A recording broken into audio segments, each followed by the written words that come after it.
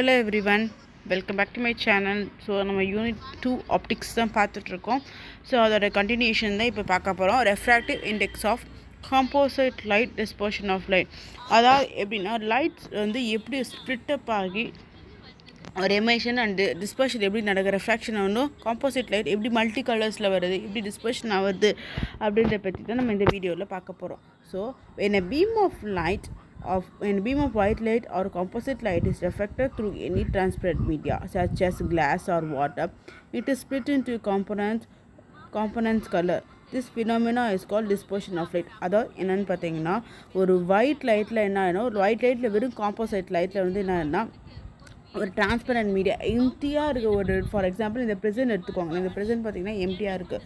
So அப்போ என்ன ஆகிடுதுன்னா, இந்த மாதிரி மல்டி கலர்ஸ் லைட் வந்து இங்கே இங்கே பட்டு அப்படியே ரெஃப்ளெக்ட் ஆகி வெளியே வருது. ஸோ அந்த மாதிரி பேர் தான் என்ன, சச் கலர்ஸ் பேர் தான் என்ன, டிஸ்பர்ஷன் ஆஃப் லைட்டுன்னு சொல்லுவாங்க. இந்த பேண்ட் ஆஃப் கலர் சிஸ்டம், இந்த ஸ்பெக்ட்ரம், ஒரு பேண்ட் ஆஃப் கலர்ஸ் வந்து ஒரு 7 கலர் அந்த மாதிரி சேர்ந்து மொத்தமாக வந்து ரெஃப்ளெக்ட் ஆகி டிஸ்பர்ஸ் ஆகிற பேர் தான் வந்து ஸ்பெக்ட்ரம் சொல்லுவாங்க. இந்த spectrum consist of following colour: violet, indigo, blue, green, yellow, orange and red. These colors are represented by the acronym VIBGR ன்னு சொல்லுவாங்க.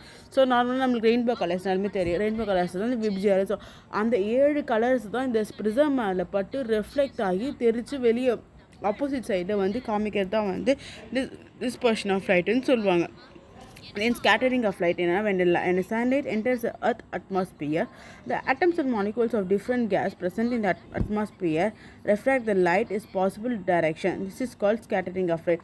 So அப்போ இது என்ன கான்செப்ட்னா, சன்லைட் வந்து earth மேலே பட்டு ரெஃப்ளெக்ட் ஆகி ஆட்டம்ஸ் அண்ட் மாலிகூல்ஸ்லாம் என்ன ஆகும், ஒரு கேஸஸ் டிஃப்ரெண்ட் கேஸஸில் இருக்கும்ல, அதில் இருக்க அட்மாஸ்பியர்லாம் வந்து ஒரு லைட்டை வந்து ப்ரொடியூஸ் பண்ணி பாசிபிள் டைரெக்ஷன்ஸில் எங்கெங்கெல்லாம் வந்து அதோட எவ்வளோ தூரத்துக்கெலாம் வந்து அதோட வெளிச்சத்தை ஸ்கேட்டர் பண்ண முடியும் அந்த அளவுக்கு கொண்டு வரது தான் வந்து ஸ்கேட்டரிங் ஆஃப் லைட்னு சொல்லுவாங்க.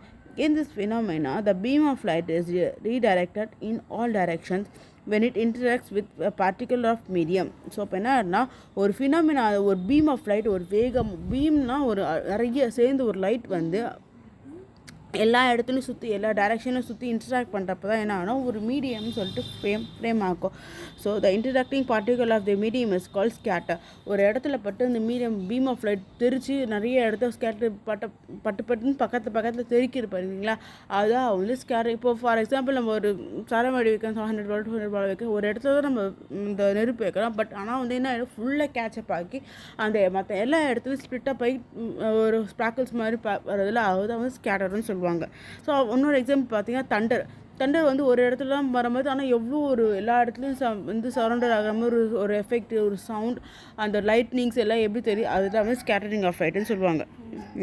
டைப்ஸ் ஆஃப் ஸ்கேட்டரிங் என்னன்னு பார்த்தீங்கன்னா, when a beam of light interacts with the constituent particle of the medium, it undergoes any kind of scattering. அதாவது என்ன பார்த்தீங்கன்னா, ஒரு பீம் ஆஃப் லைட் எவ்வளோ தூரம், எவ்வளோ கான்ஸ்டியூஷன், எவ்வளோ பார்ட்டிகல்ஸ் வந்து நிறைய ஸ்கேட்டரிங் ஆகி வர்றது தான் வந்து kinds of scatterings. So based on initial and final energy of the light beam, அதான் பார்த்தீங்கன்னா ஒரு ஆரம்பத்தில் எவ்வளோ எனர்ஜி இருக்குது, முடிகிறப்ப எவ்வளோ எனர்ஜி இருக்குன்றதான் வந்து லைட் பீமில் சொல்லுவாங்க. Types of scattering 2 scattering: elastic scattering and inelastic scattering சொல்கிறாங்க. அந்த இன்எலாஸ்டிக் ஸ்கேட்டரிங் பார்த்தா 4 டைப்ஸ் இருக்குது: Rayleigh scattering, Mie scattering, Tyndall scattering and Raman scattering சொல்கிறாங்க. ஸோ ஃபர்ஸ்ட் எலக்ட்ரிக் ஸ்கேட்டரிங் என்னென்னு பார்த்தீங்கன்னா, energy of the incident beam of light and the scattered beam of light are not same, then it is called elastic light. So இதில் elastic லைட்டில் பார்த்தீங்கன்னா incident beam of லைட்டும் scattered லைட்டும் ஒன்றாவே இருக்காது. So அது அந்த மாதிரி ஒன்றா இல்லாமல் இருக்கிறனால இல்லாமல் இருக்கிறது பேர் தான் வந்து எலாஸ்டிக் ஸ்கேட்டரிங் சொல்கிறேன். இது இன்எலாஸ்டிக் ஸ்கேட்டரிங்கில் பார்த்தீங்கன்னா இன்சிடென்ட் பீம் ஆஃப் லைட்டும் ஸ்கேட்டரிங் ஆஃப் பீம் ஆஃப் லைட்டும் are not in the same.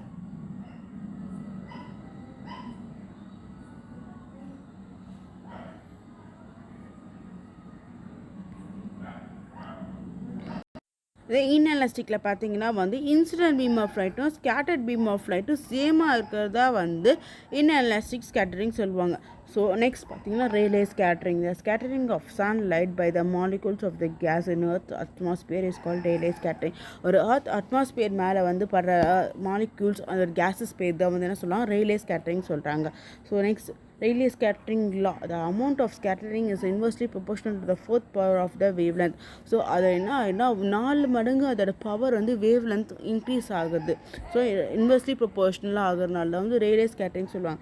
Hence, the shorter wavelength or scatter is much more than the longer wavelength. So அப்போ என்ன ஆகிடுனா ஷார்ட்டராக இருக்க வேவ்லென்த்தோட ரொம்ப அதிகமாக லாங்கர் வேவ்லென்த்தாக வரும். The blue appearance of the sky is due to the scattering of sunlight by the atmosphere. So இப்போ நம்ம sky வந்து blue கலராக இருக்குதுன்னா அதோட சன்லைட்டோட appearance வந்து அட்மாஸ்பியரில் அப்படி இருக்குது. According to this law, blue light is scattered to the greater extension than red light. The scattered radiation causes the sky to blue. So அப்போ என்ன ப்ளூ லைட்டில் எப்படி நம்ம ஸ்கேட்டர் ஆகி இருக்குதுன்னா வந்து கிரேட்டர் எக்ஸ்டென்ஷன் ரெட்டோட ப்ளூக்கு வந்து எக்ஸ்டென்ஷன் அதிகமாக இருக்கிறதுனால தான் வந்து அது ஸ்கேட்டர் ப்ளூ கலராக நம்மளுக்கு ஸ்கையில் அப்பியரன்ஸ் ஆகுது. Next my scattering takes place when the diameter of the scatter is similar to or larger than the wavelength of the incident light. It is also an elastic scattering.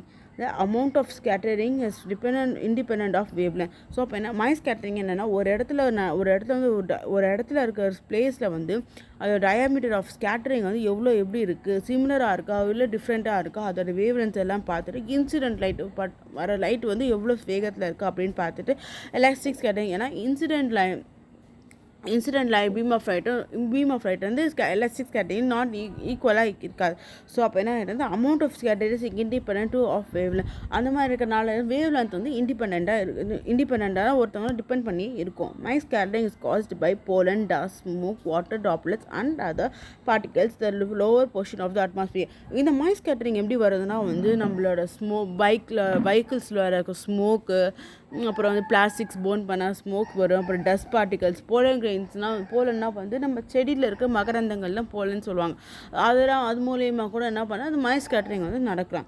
So next பார்த்தீங்கன்னா Mie scattering is responsible for white appearance of the clouds. நம்ம clouds வந்து blue கலராக எப்படி இருக்குன்றதுக்கான reason பார்த்தோம். அதே மாதிரி white கலராக சின்ன க்ளவுட்ஸ் மாதிரி கொஞ்சம் ஸ்ப்ளிட்டப் ஆகி ஃபார்ம் பண்ணி இருக்கிறதுக்கு காரணம் வந்து இந்த மை ஸ்கேட்டரிங் தான் சொல்லுவாங்க. when white light falls on the white water droplets, all the colors are equally scattered which together form the white light.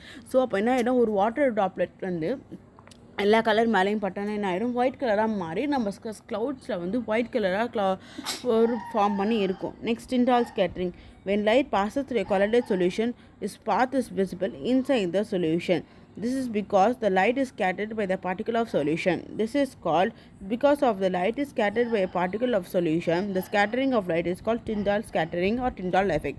Tyndall scattering என்னன்னா ஒரு எம்டி கிளாஸ் ஃபஸ்ட் எடுத்துக்கணும். இன்னொரு கிளாஸில் வந்து ஒரு ஹாஃப் கிளாஸுக்கு வாட்டர் ஃபில் பண்ணுறீங்க, இல்லை ஒரு ஃபுல் கிளாஸ் வாட்டர் ஃபில் பண்ணிவிட்டு என்ன பண்ணுங்க ஒரு டார்ச் லைட் எடுத்து அதுக்கு இந்த 2 கிளாஸுக்கு நேராக நீங்கள் என்ன பண்ணுங்கள் ஆன் பண்ணி வச்சுட்டிங்கன்னா அப்போ என்ன ஆகிடும் ஃபஸ்ட்டு கிளாஸில் ரெஃப்ளெக்ட் ஆகி திருப்பி செகண்ட் கிளாஸில் இந்த வாட்டர் ரெஃப்ளெக்ட் ஆகி வெளியே தெரியும்.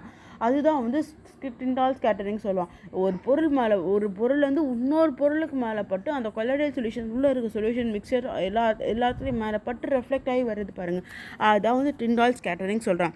ஸோ இதெல்லாம் பார்த்திங்கன்னா இதுதான் அந்த ரேலே ஸ்கேட்டரிங்னா என்ன எப்படி இருக்குதுன்னு சொல்லிட்டு. நெக்ஸ்ட் மை ஸ்கேட்டரிங்னா நம்ம க்ளவுட்ஸ் எப்படி ஒயிட் கலராக ஃபார்ம் ஆகுது. இது பார்த்திங்கன்னா ராமன் எஃபெக்ட் தான் ரேலே ஸ்கேட்டரிங் ராமன் ஸ்கேட்டரிங் இது. நெக்ஸ்ட் பார்த்தீங்கன்னா இதுதான் அந்த டிண்டால் எஃபெக்ட்டுக்கு இப்போ லாஸ்ட்டாக உங்களுக்கு பாருங்கள் ஒரு சொல்யூஷனு ஒரு கொலைடு ஒரு சஸ்பென்ஷன் எல்லாத்தையும் எடுத்துக்கிட்டாங்க. ஸோ அப்போ என்ன ஆகிடுது இந்த டார்ச் லைட் இதை வச்சோன்னே இந்த 3 பாட்டிலையும் ட்ராவல் ஆகி நம்மளுக்கு வெளியே ஸ்ப்ளிட் அப் ஆகி தெரியுதான் வந்து டிண்டால் எஃபெக்ட்னு சொல்லுவாங்க.